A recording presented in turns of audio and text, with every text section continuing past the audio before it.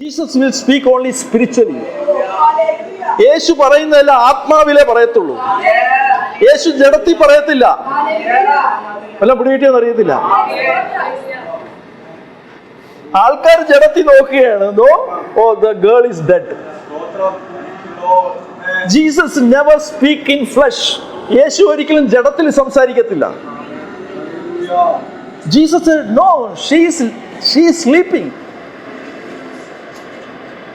Actually she is sleeping, her spirit is sleeping.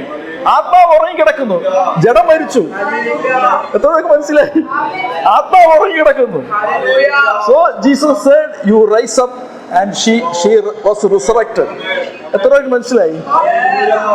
Likewise I speak only spiritually. ഞാൻ ആത്മാവിലെ സംസാരിക്കത്തുള്ളൂ.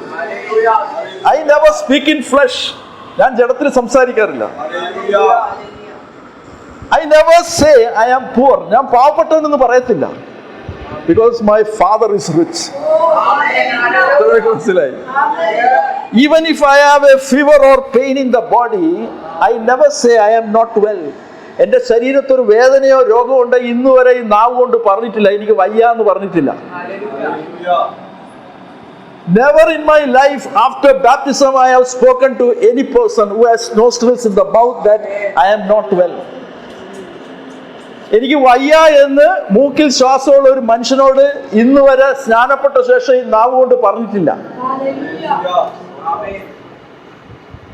എത്ര പേര് മനസ്സിലായി? I have never said I am in need. എനിക്ക് ആവശ്യമുണ്ടെന്ന് ഇന്ന് വരെ പറഞ്ഞിട്ടില്ല. Lord is my shepherd, I do not want. എന്താ Psalms 23:1 എന്താ പറയുന്നത്? Psalms 23:1 is saying, God is my shepherd, I do not want. Never open your mouth and say I am in need. എനിക്ക് വല്ലതും വേണമെന്ന് ഒരിക്കലും പറയില്ല.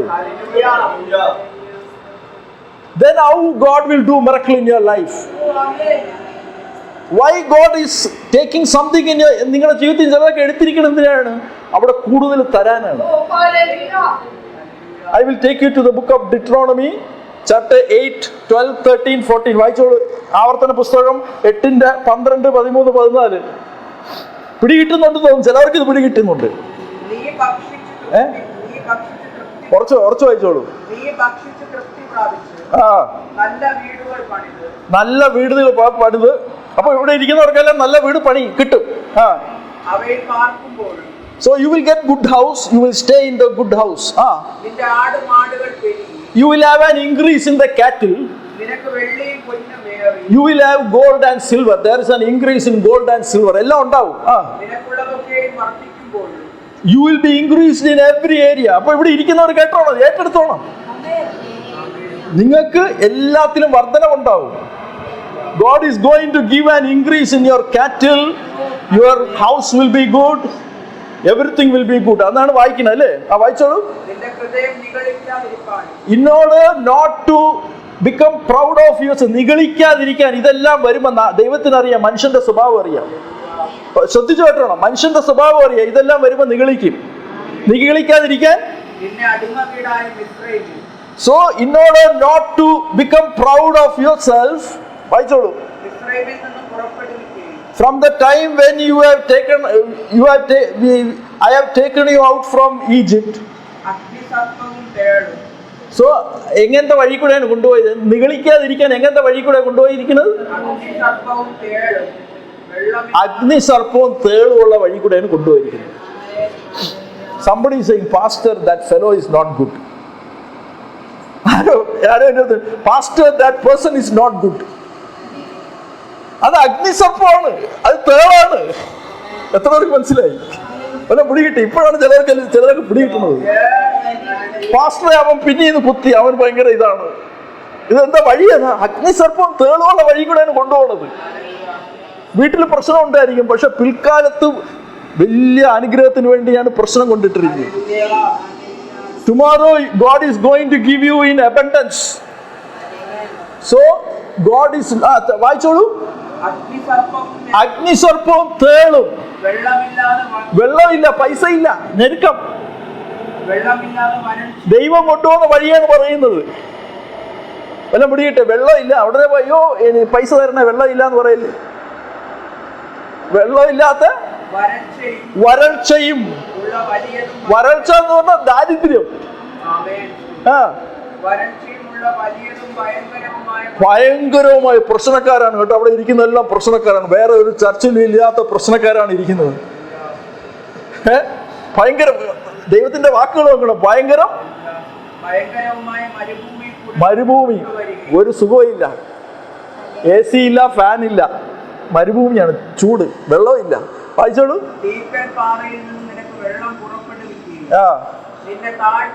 താഴ്ത്തി പരീക്ഷിച്ചു.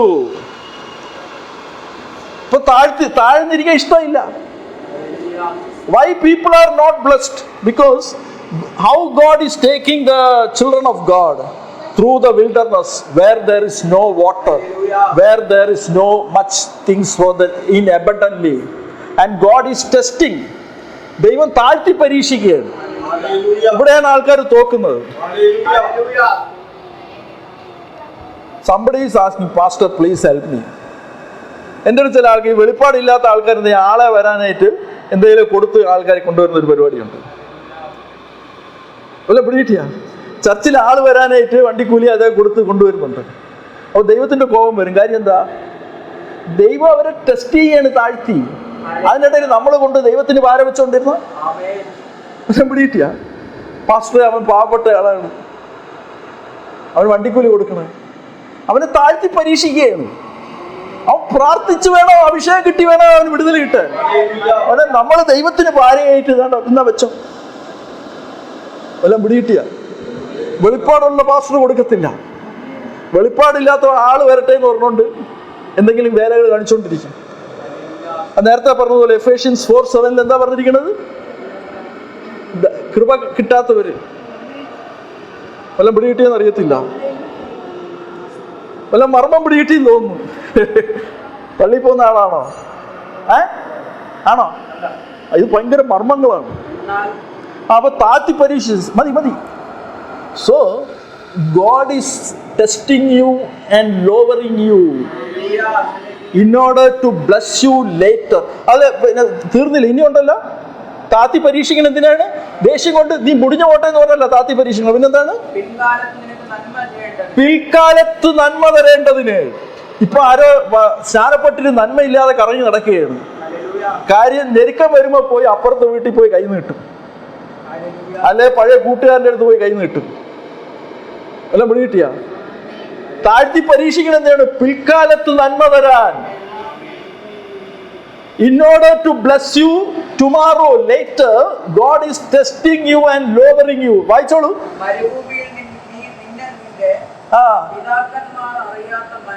പിതാക്കന്മാര് കാണാത്ത മന്ന കൊണ്ട് നിങ്ങൾക്ക് പോഷിപ്പിക്കാൻ. അതായത് നിങ്ങളുടെ അപ്പൂപ്പന്മാരും മുത്തച്ഛന്മാരും കാണാത്ത സമൃദ്ധി തന്ന് ദൈവം നിങ്ങളെ അനുഗ്രഹിക്കാൻ. God want to bless you that your fathers, your grandfathers, that they have never seen. ഇതെല്ലാം നഷ്ടപ്പെടുക. എങ്ങനെ നഷ്ടപ്പെടുക? ഈ താത്തി പരീക്ഷിക്കുമ്പോൾ ഒന്ന് സഭ വിട്ടുപോകും. Pastor is not good. പണി ചെയ്യുന്ന ദൈവമാണ്, പക്ഷെ പാസ്റ്റർ കൊള്ളത്തില്ല. പാസ്റ്റർ വീട് വെച്ച് തന്നില്ല. God want to give him 100 house. 100 വീട് ഒരുത്തിന് കൊടുക്കണമെന്നുണ്ട്. അതിനെന്ത് ചെയ്യും? താത്തി. വല്ല പിടികിട്ടിയ? Why I am saying you should know the mind of God. ദൈവത്തിന്റെ സ്വഭാവം അറിഞ്ഞെങ്കിലേ നിങ്ങൾക്ക് ഇതിൽ കയറി വരാൻ പറ്റത്തുള്ളൂ. The Bible is a book of blessing. It is a blessing who know the mind of God. ദൈവത്തിന്റെ സ്വഭാവം അറിയുന്നവർക്ക് ഈ അനുഗ്രഹം കിട്ടത്തുള്ളൂ. എന്തുകൊണ്ടാ ബൈബിൾ വായിച്ചിട്ടും ദൈവത്തിന്റെ സ്വഭാവം അറിയാത്ത? എന്താ അറിയാത്തത്? ഇന്നലത്തെ ഞെരുക്കത്തിൽ വീണ്ടും പോയി അയ്യോ പാസ്റ്ററെ പ്രശ്നമെന്ന് പറയുന്നത് എന്താ? വായിച്ചിട്ട് മനസ്സിലാകുന്നില്ല. The book of Luke chapter 24 ഭയങ്കര മർമ്മമാണ്. നിങ്ങൾക്ക് വിടുതലാണ് കേട്ടാ. Praise the Lord. Book of Luke. നിങ്ങളുടെ വീട്ടിൽ വണ്ടി വരുന്നു, ബെൻസ്. വായിച്ചോളൂ. അല്ല, Luke 24 chapter 16. അവനെ അറിയാത്തവണ്ണം അപ്പോൾ the disciples saw Jesus but did not recognize Jesus. യേശു ഉയർത്തെഴുന്നേറ്റ് വന്നപ്പോൾ, after Jesus came after resurrection, Jesus appeared before the disciples, but they did not recognize him. Why? Their eyes were closed. അറിയാതെ എന്ത് ചെയ്തു?